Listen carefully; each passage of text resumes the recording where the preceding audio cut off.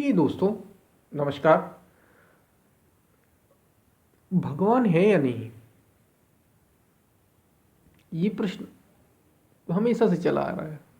इस संस्कृति में तो बहुत ही, कई संस्कृतियों में इस प्रश्न के लिए जब जब ये प्रश्न पूछा गया और जिसने भगवान पर विश्वास नहीं किया गया वो जीवित नहीं रह पाए। लेकिन शायद ये संस्कृति एक लौती संस्कृति है जिसमें ऐसे लोग भी हैं जो भगवान को मानते हैं और ऐसे लोग भी हैं जो जगह जगह प्रचार करते हैं कि भगवान नहीं है। तो सच क्या है?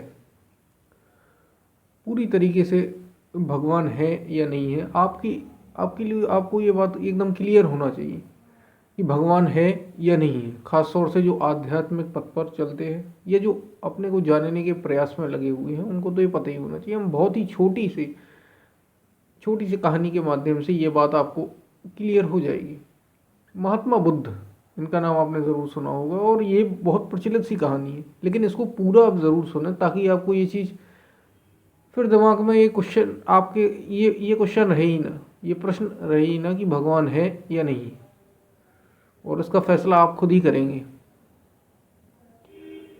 प्रिय दोस्तों, महात्मा बुद्ध एक बार बैठे हुए थे अपनी सभा में। उनसे हर बार ये प्रश्न पूछा जाता था कि भगवान है या नहीं है या नहीं है, ईश्वर है या नहीं है, इसके बारे में आत्मा है या नहीं है, क्या सच क्या है। महात्मा बुद्ध हमेशा इस पर मौन रहते थे।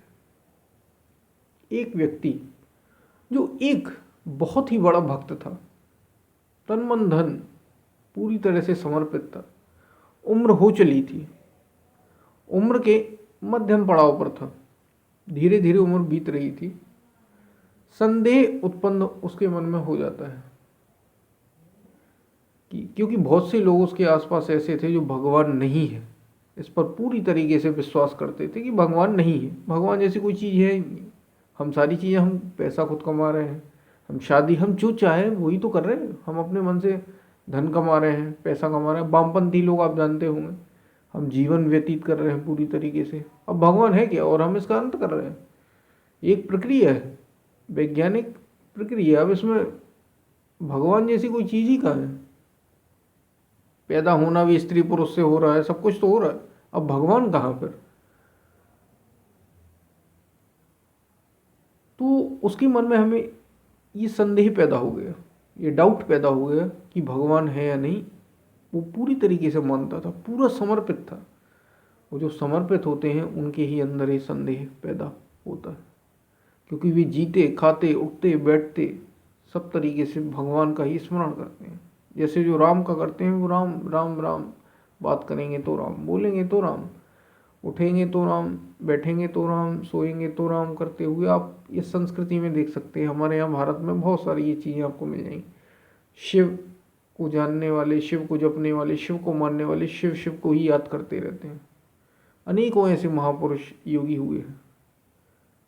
तो चूंकि बुद्ध प्रचलित थे, एक आत्मज्ञानी महापुरुष थे, उसके मन में संदेह था। वो महात्मा बुद्ध के पास, वो अपने संदेह को मिटाना चाहता था, इसके सच में है या नहीं। अब चूंकि आत्मज्ञानी महापुरुष उपलब्ध है तो हम उसके पास ज़रूर जाएंगे और मैं ये प्रश्न पूछूंगा। दूर पेड़ के पास खड़ा हो जाता है वो। सभा प्रवचन चल रही थी, सुबह का समय था। प्रातः के समय में महात्मा बुद्ध, प्रवचन के बाद प्रश्न उत्तर होते हैं, तो इसने अपना प्रश्न पूछा, क्या भगवान है या नहीं। महात्मा बुद्ध ने उसकी ओर दृष्टि डाली और साफ शब्दों में कह दिया, नहीं, भगवान नहीं है। उसे अपना उत्तर मिल गया, भगवान नहीं है। ये ये समझ लीजिए पूरी तरीके से समर्पित भक्त था और उसको उत्तर मिला, भगवान नहीं है।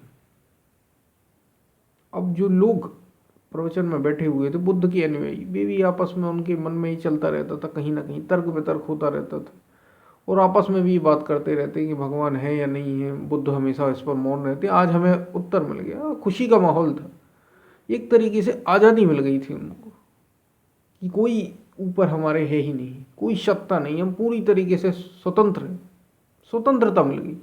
और आप जानते हैं ये स्वतंत्रता कितनी बड़ी, आपके ऊपर कुछ है ही नहीं, आप जो चाहे वो करें, ये आज़ादी थी। और एक आत्मज्ञानी महापुरुष ने अब ये घोषणा कर दी कि भगवान जैसा कोई है ही नहीं। जश्न शुरू हो गया, सब जगह आसपास खबर फैल गई कि बुद्ध ने ये घोषणा कर दी है कि भगवान नहीं है। उनमें ही एक व्यक्ति ऐसा था,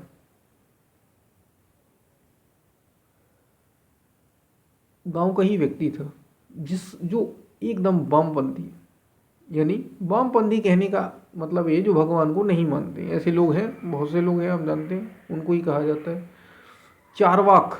चारवाक दर्शन आपने अगर सुना हो, चारवाक इनको कहा जाता है, जो ये कहते हैं कि हम खुद से ही सारी चीज़ें करते हैं और ये शरीर छूट जाता है, इसके आगे कुछ नहीं, पीछे कुछ नहीं, सब कुछ अभी है, आगे पीछे की कोई बात नहीं, बाकी सारी बातें बेकार हैं, जीवन बस अभी है, यही है, खाओ पियो और जाओ, उधार का खाओ, जो भी है।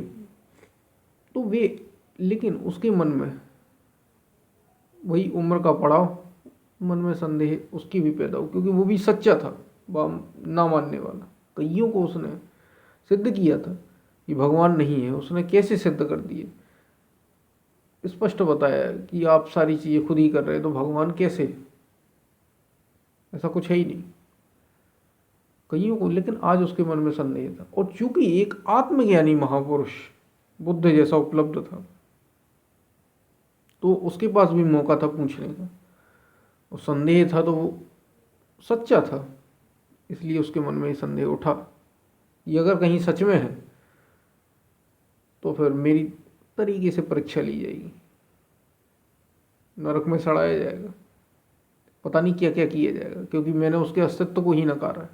सच में अगर उसका अस्तित्व है तो मेरे साथ तो, क्योंकि उसने भी पढ़ रखा था कि नरक होता है, ये होता है, वो होता है, तरह तरह की बातें जो भगवान के पक्ष वाले होते हैं वो सब कहते हैं, तो उसने ये सुन रखा था।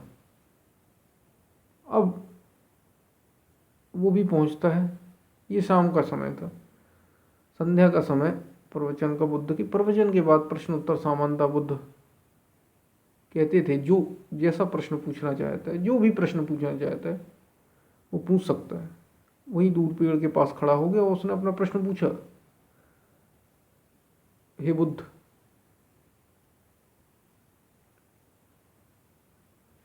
क्या भगवान होते हैं? बुद्ध ने कहा हाँ। जैसे ही बुद्ध ने हाँ कहा तो अनुयायियों में एकदम फिर से खलबली मच गई कि अभी अभी तो बुद्ध ने एक से कहा, सुबह प्रातः के प्रवचन में जब ये प्रश्न उत्तर हो रहे तो उसमें महात्मा बुद्ध ने सिद्ध किया था, मतलब कहा था, आत्मज्ञानी चूंकि महापुरुष हैं, उनने ये कहा था कि भगवान नहीं है, और वो ये कह रहे भगवान है, इससे ये कह रहे हैं कि भगवान है।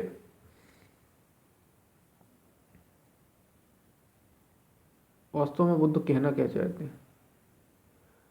फिर से खलबली मच गई। तो ये बुद्ध ने ऐसा क्यों कहा? अब हम सीधी सीधी इस पर नहीं जाते हैं कि क्या हुआ आगे पीछे। देखिए, एक सबसे बड़ा भक्त था और एक था सबसे बड़ा विरोधी भगवान का।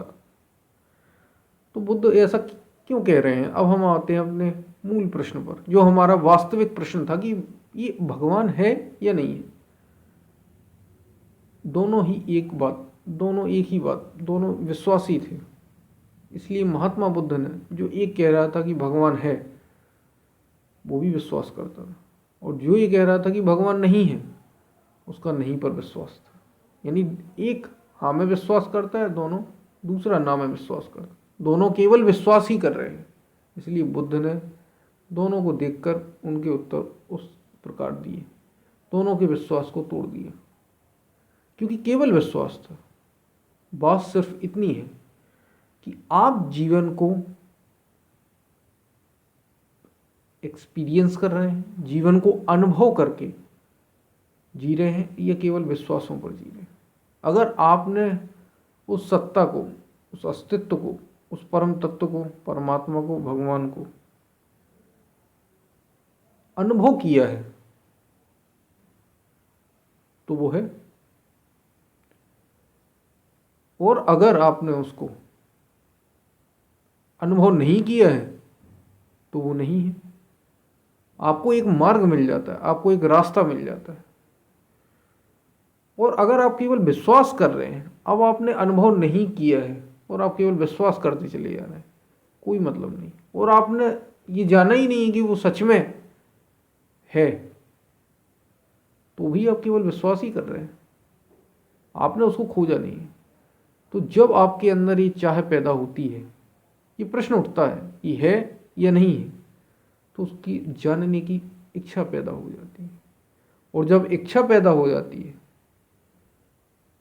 तो फिर आप उसकी खोज शुरू करते हैं। और खोज शुरू करते हैं जब आप उसको खोजते हैं, इस प्रश्न को जब आप खोजना शुरू करते हैं, इसको खोजते हैं, तब आपको वास्तविक उत्तर क्या है ये पता चलता है। तो यहाँ उत्तर क्या है, बात वही है कि ये खोजने का विषय है। रहीमन बात अगम की, कहन सुनन की नाई, जिन देखा सो कहा नहीं, कहा सो देखा नहीं। जिसने देखा है उसने कहा नहीं, और जिस बेचारे ने कहा है उसने देखा नहीं। तो आप समझ गए होंगे, आपको इसका उत्तर मिल गया होगा। ये खोजने का विषय है, बात करने से क्या है। ये अनुभव गम्य है, एक्सपीरियंस करने की चीज़ है, कहने और सुनने की बात नहीं है। अगर आप मान भी लेते हैं तो भी कोई अर्थ नहीं, वो भी एक विश्वास है। और अगर आप नहीं मानते तो भी कोई अर्थ नहीं, बात दोनों एक ही है। इसको क्रमशः चलकर खोजा जाता है, ये खोजने का विषय है। और ऐसा ही इस संस्कृति ने इसको खोजा है, वो कहीं बाहर नहीं, इसको खोजने का स्थान भीतर है, इसको भीतर खोजा गया है, अपने भीतर। तो हम फिर मिलते हैं, तब तक के लिए धन्यवाद।